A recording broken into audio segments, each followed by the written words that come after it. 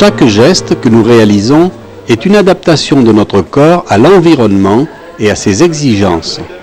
Ceci sous-entend la possibilité de recevoir et intégrer des informations venant du milieu extérieur, analyser ces informations et enfin organiser une réponse gestuelle adaptée. C'est le rôle du système nerveux dont voici l'organisation schématique.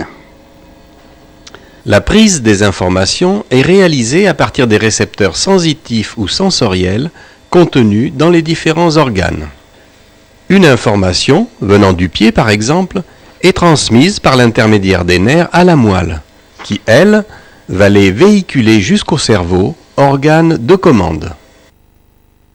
Le cerveau a deux satellites, le bulbe et le cervelet, qui ont un rôle de contrôle soit du message reçu, soit de sa réponse. Ils peuvent même se substituer à lui, comme pour le maintien de l'équilibre par exemple, qui est sous le contrôle du cervelet. Après analyse de l'information, les centres adressent un message-réponse qui emprunte une voie parallèle, dite motrice, dans le circuit de la moelle. Puis cette commande suit le nerf dit périphérique vers l'organe intéressé qui est le muscle.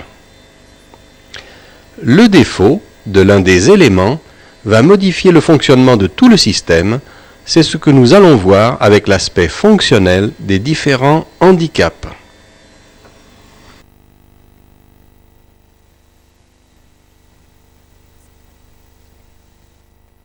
Une paraplégie est une paralysie des membres inférieurs pouvant remonter plus ou moins haut sur le tronc. Si la paralysie atteint également les membres supérieurs, on parle alors de tétraplégie.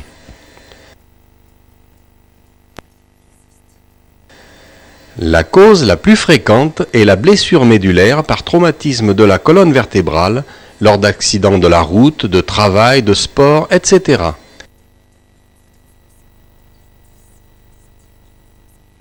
Les circuits de la moelle sont donc interrompus au niveau de la blessure, déterminant deux zones.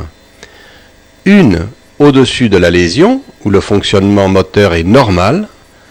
Une autre sous-lésionnelle, dans laquelle les ordres moteurs élaborés par le cerveau ne passent plus, d'où la paralysie.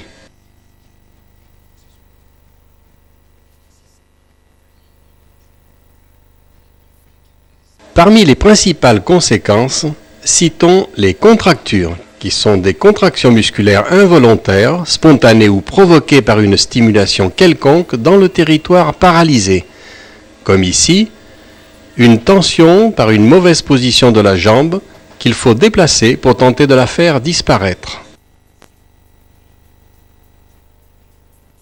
L'absence de sensibilité dans le territoire paralysé représente un risque de plaie grave, car l'individu ne ressent pas l'agression lorsqu'elle se produit ou se prolonge. Cette absence de douleur est la cause des escarres si redoutés.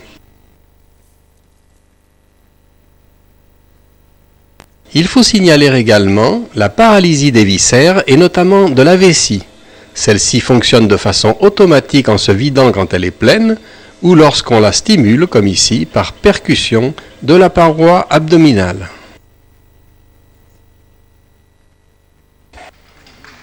Pour les activités sportives, ces jeunes gens sont classés par catégorie de même capacité motrice restante. Ceci, bien entendu, pour donner une égalité de chance. Cette capacité restante est en fonction de la hauteur de la lésion. Voyons quelques cas particuliers, en commençant par le haut de la colonne cervicale. En C4, seule la mobilité de la tête, du cou et du moignon de l'épaule est conservée. Le fauteuil roulant électrique lui est indispensable. Il le commande par mouvement du menton. Il doit être aidé pour tous les actes de la vie quotidienne.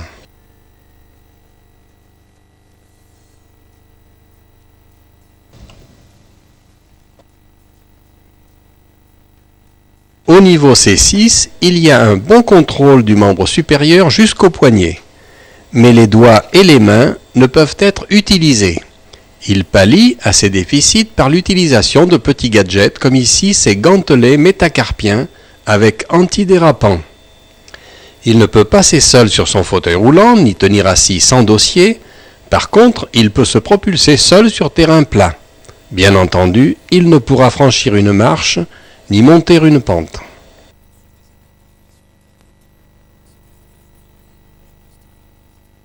Au niveau dorsal, thoracique, en T6, les membres supérieurs et la partie supérieure du tronc sont indemnes. Il y a encore un mauvais équilibre assis sans dossier s'il ne se stabilise pas avec ses deux bras.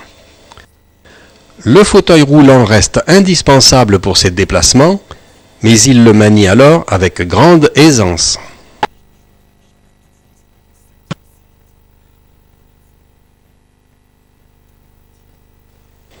Depuis la vaccination systématique, la poliomyélite a pratiquement disparu en France. Les cas rencontrés se situent donc surtout dans la population immigrée.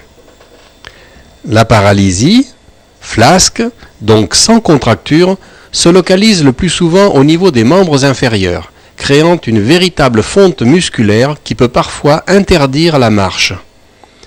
Le handicap est très bien toléré et les activités sportives sont à peu près toutes permises. Elles sont pratiquées soit debout, soit en fauteuil roulant, mais une différence fondamentale existe par rapport aux blessés médulaires. D'une part, il n'y a pas de trouble sphinctérien. D'autre part, la sensibilité est ici conservée, donc pas de risque d'escarre.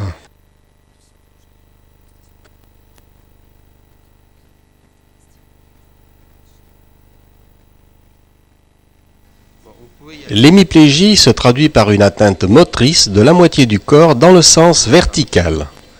Cette affection est le plus souvent définitive et s'accompagne d'autres troubles, notamment du langage et de la représentation spatiale.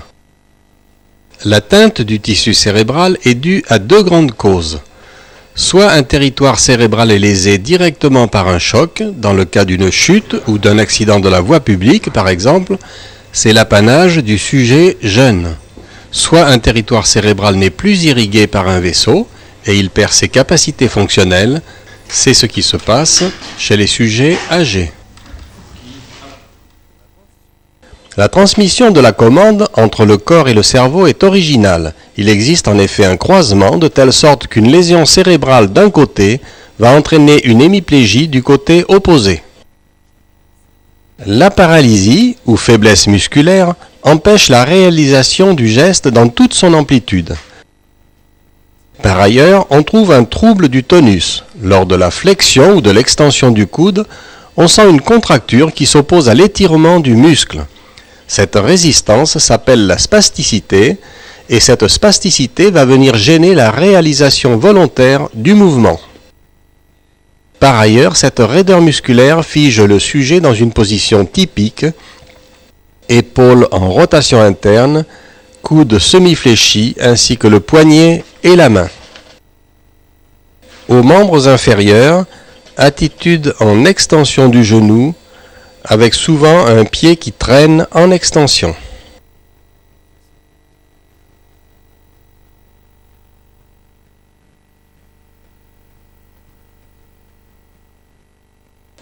L'infirmité motrice cérébrale est la séquelle neurologique ou motrice d'une atteinte du cerveau pendant sa phase de maturation.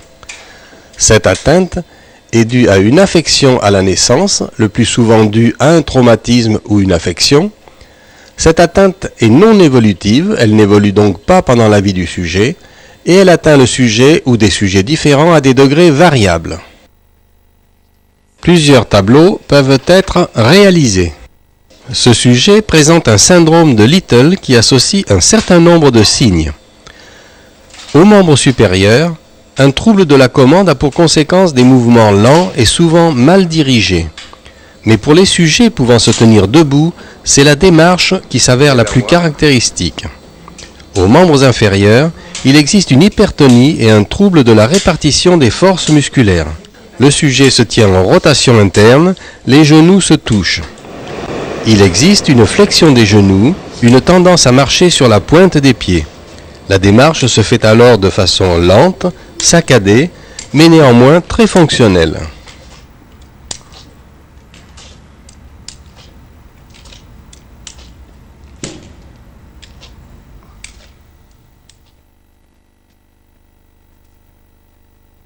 Voici un autre exemple d'IMC.